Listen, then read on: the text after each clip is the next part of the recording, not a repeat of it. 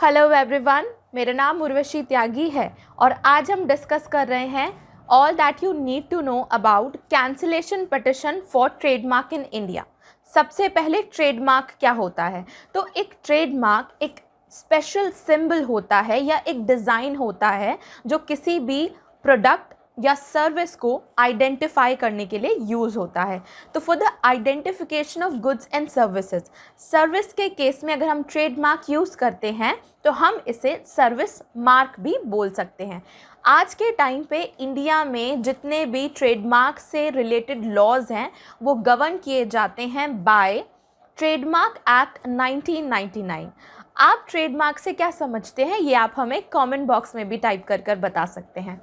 इसी के साथ साथ अब एक क्वेश्चन उठता है कि who may file a cancellation petition. Section 57 of trademark act 1999 के अंडर मेंशन किया गया है कि एक अग्रीव पर्सन कैंसिलेशन पिटिशन डाल सकता है। दूसरा सवाल कि वो कैंसिलेशन पिटिशन कहाँ फाइल होता है? तो कैंसिलेशन पिटिशन फाइल होता है intellectual property appellate board for cancellation के सामने। इसी के साथ अब अग्रीव पर्सन जो है उसके अलावा कौन कौन कैंसिलेशन पिटिशन फाइल कर सकता है? तो अग्रीव पर्सन के अलावा जो ट्रेडमार्क का ओनर है, ट्रेडमार्क का ओनर वॉलंटरीली भी कैंसिलेशन पिटिशन को फाइल कर सकता है अगर वो ऐसा चाहता है। इसके बाद हम देखेंगे कुछ ऐसे ग्राउंड्स जिन ग्राउंड्स पे कैंसिलेशन पिटिशन डलता है। तो ग्राउंड्स में कुछ इंपॉर्टेंट पॉइंट्स हैं। पहला, contravention to abide by a condition।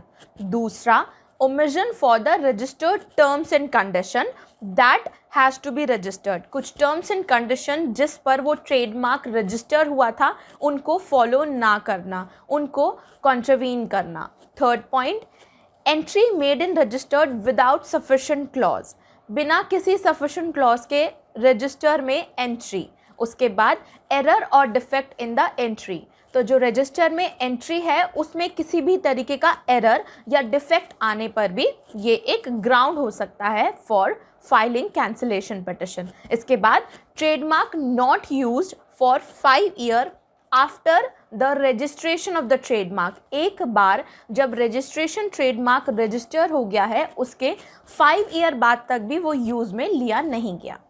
इसके बाद हम कुछ इंपॉर्टेंट प्रोविजंस डिस्कस करेंगे ऑफ द ट्रेडमार्क एक्ट 1999 जिसमें हम एडिशनल ग्राउंड्स देखेंगे। इसमें आता है section 68 of trademark act 1999 two important points mention कर रहा है, जैसे कि मार्क टू मिसलीड पब्लिक। अगर आपका ट्रेडमार्क जो है वो पब्लिक एट लार्ज को मिसलीड कर रहा है या फिर मिसगाइड कर रहा है तो वो कैंसिल हो सकता है। इसके बाद failure to abide by regulations को अबाइड ना करना भी एक एडिशनल ग्राउंड है। इसके बाद कुछ और ग्राउंड्स मेंशन हैं सेक्शन 77 में, जैसे कि trademark is no longer of public use. अब ट्रेडमार्क जो है वो अपनी कॉम्पिटेंसी खो चुका है, वो कॉम्पिटेंट ही नहीं रहा यूज़ होने के। And then no public advantage, इसका मतलब आपके ट्रेडमार्क की कोई पब्लिक एडवांटेज, पब्लिक यूटिलिटी बची ही नहीं। But before filing a good cancellation petition कुछ इंपॉर्टेंट पॉइंट्स हमें याद रखना ज़रूरी है, जैसे कि ब्रीफ मेंशन करना अबाउट द पिटिशनर, उसका नाम, उसका एड्रेस, उसका फ़ोन नंबर एट्सेट्रा। इसके बाद date of application and registration, trademark की रजिस्ट्रेशन और एप्लीकेशन की डेट कैंसिलेशन पिटिशन में मेंशन करना। Then date of first use of the trademark, पहली बार वो ट्रेडमार्क कब यूज़ हुआ था वो डेट मेंशन करना।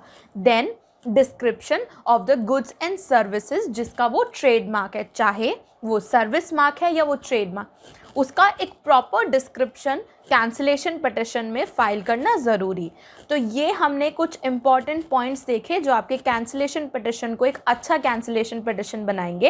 एंड हमने डिस्कस किए कुछ important provision of trademark act 1999। And I hope आपको ये वीडियो अच्छा लगा हो। Thank you.